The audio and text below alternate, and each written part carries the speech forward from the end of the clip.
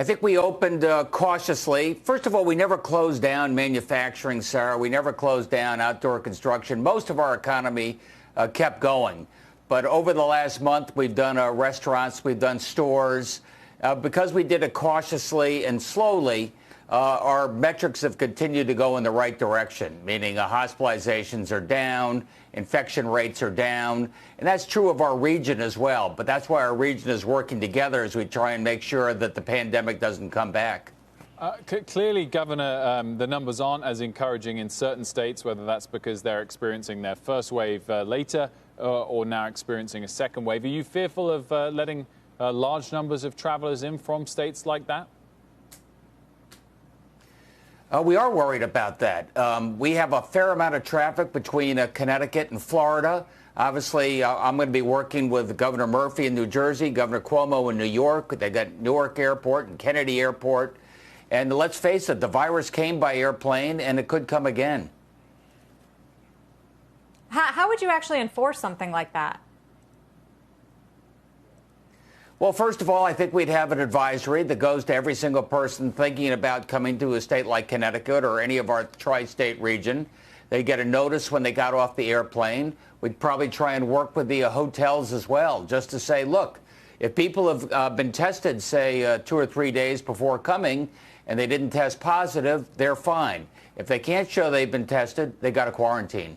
Either way, Governor, I mean, how confident are you that your state and others, perhaps neighboring states, are ready for any pickup in cases if they do come, particularly the healthcare system? And should that be the guiding principle now, whether the healthcare system would come under too much stress or not, as to whether or not you have to reverse any of the opening measures you've done? Yeah, the hospital system is a key metric. We have better than 50% capacity now. As you pointed out, our COVID infections or COVID folks in ICU are down dramatically.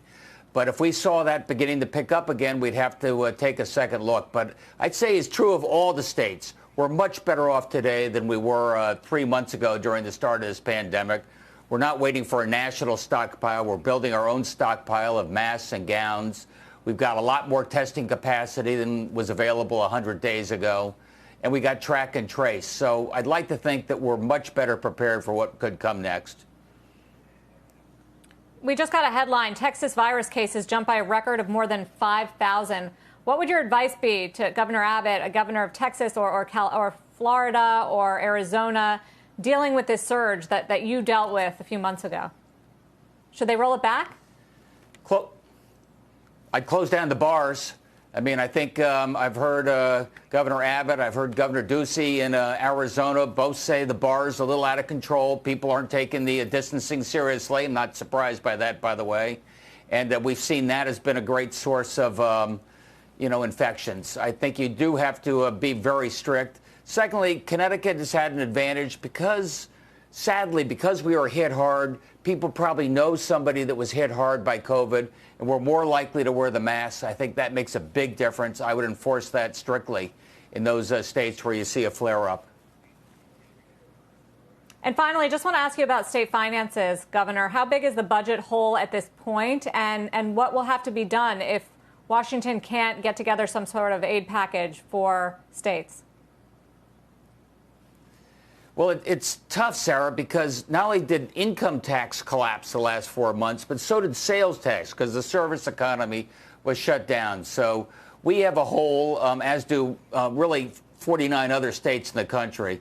Thankfully, Connecticut's a little better position because we also had a rainy day fund, about 12% of our overall budget. So that allows us to power through without having to raise taxes or dramatic spending cuts. But it's really key for us getting our economy going again safely. I've got to get people feeling confident you can go back to that store, that restaurant, and that's how we bring back our revenues. Growth, I hope, will come back by the end of this year.